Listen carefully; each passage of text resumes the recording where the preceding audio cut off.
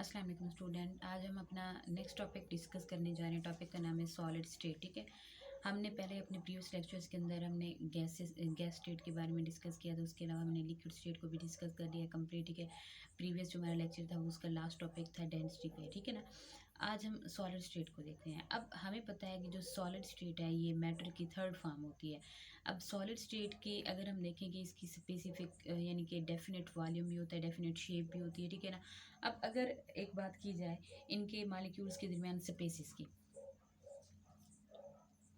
Let's suppose ये हमारे पास एक कंटेनर है। ठीक है, उस कंटेनर के अंदर हमारे पास ये वाटर है। ठीक है, और लिक्विड है कोई भी, तो सॉलिड है, सॉरी सॉलिड है। तो उसके अंदर क्या है कि अगर हम उसके मॉलिक्यूल्स को देखें तो उनकी अरेंजमेंट कुछ कुछ इस तरीके से होती हैं। ठीक है ना, यानी कि एक दूसरे के बिल्कुल नज़दीक नज़दीक मौजूद होते हैं। ठीक है, बिल्कुल करीब मौजूद होते हैं, जिसकी वजह से हम ये कह सकते हैं कि इनके दरमियान जो स्पेसेस होंगी वो ना होने के बराबर होती हैं, बिल्कुल भी नहीं होती। ठीक है, अब जब स्पेस नहीं होगी तो ऑब्वियसली इनके दरमियान जो इंटरमालिकुलर फोर्सेस होंगी वो स्ट्रॉन्ग होंगी। वो इतनी स्ट्रॉन्ग होती हैं कि अगर हम क्या करते हैं कि थोड़ा सा हम इसे क्या करते हैं कि टेम्परेचर देते हैं, तो ये जो सॉलिड होगा, ठीक है, सॉलिड के मॉलिक्यूल्स होंगे वो अपनी जगह पे रह के वाइब्रेट करेंगे। ठीक है ना, ये मूवमेंट नहीं करेंगे।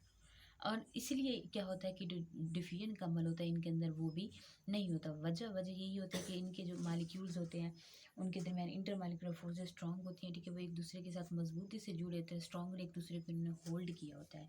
अब जो सॉलिड के पार्टिकल्स होते हैं वो जस्ट वाइब्रेशनल मोशन शो करते हैं। ठीक है ना, कौन सी मोशन शो करेंगे? वाइब्रेशनल, यानी कि अपनी जगह पे ठहर के वो वाइब्रेट करते रहेंगे, वो मूवमेंट शो नहीं करेंगे। ठीक है, तो ये था हमारे पास कि सॉलिड के जो मालिक्यूल्स होते हैं वो कुछ इस तरह से होते हैं, उनके अंदर जो फोर्सेस होती हैं वो स्ट्रांग होती हैं। अब हम आगे देखते हैं उनकी सॉलिड्स की हम टिपिकल प्रॉपर्टीज़ को। टिपिकल प्रॉपर्टीज़,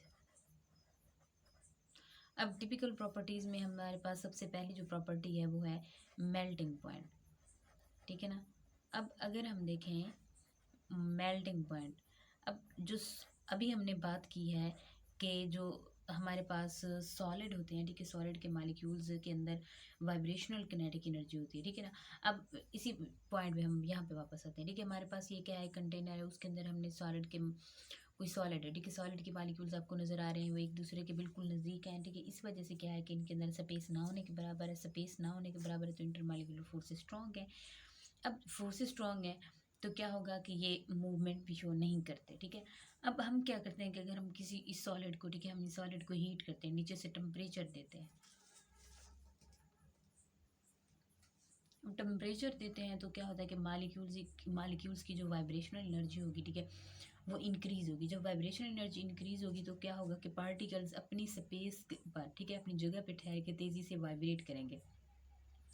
अगर हम क्या करते हैं कि कंटिन्यूसली हम इसको टेम्परेचर प्रोवाइड करते जाएं, ठीक है, कंटिन्यूसली हम इसे टेम्परेचर प्रोवाइड करें तो ऐसा टाइम भी आता है कि जब ये पार्टिकल्स अपनी मखसूस जगह, ठीक है, अपनी जो स्पेसिफिक जगह थी उसको लीव कर देते हैं। ठीक है, और फिर मोबाइल हो जाते हैं, यानी कि हरकत करना स्टार्ट कर देते हैं, मूवमेंट शो करना स्टार्ट कर देते हैं। अब इस टेम्परेचर पर जो सॉलिड हैं वो मेल्ट होते हैं। ठीक है, अब ऐसा टेम्परेचर, ठीक है, अब ऐसा टेम्परेचर जिस पर एक ठोस यानी कि एक सॉलिड मेल्ट होना स्टार्ट करता है। ठीक है, अब हम क्या बोलेंगे कि मेल्टिंग पॉइंट क्या है? टेम्परेचर एट विच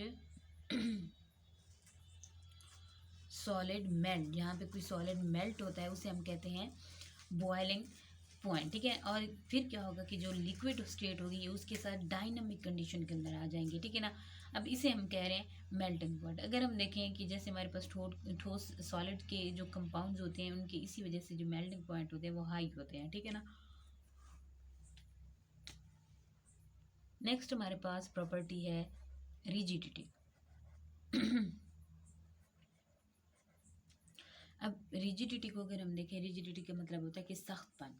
ठीक है ना, अब हमें पता है कि जो सॉलिड के पार्टिकल्स होते हैं, सॉलिड के पार्टिकल्स मोबाइल नहीं होते। ठीक है, उनकी एक स्पेसिफिक जगह होती है, इसीलिए अगर हम देखें कि स्ट्रक्चर के लिहाज से जो ठोस होते हैं वो रिजिड होते हैं, सख्त होते हैं। ठीक है ना, क्यों? वजह ये है कि उनके दरमियान स्पेस नहीं होती, कोई खाली जगह नहीं होती। ठीक है, और वो अपनी मखसूस जगह पे ठहरे रहते हैं, इसी वजह से ये रिजिडिटी शो करते हैं। अब तीसरे हमारे पास है प्रॉपर्टी डेंसिटी।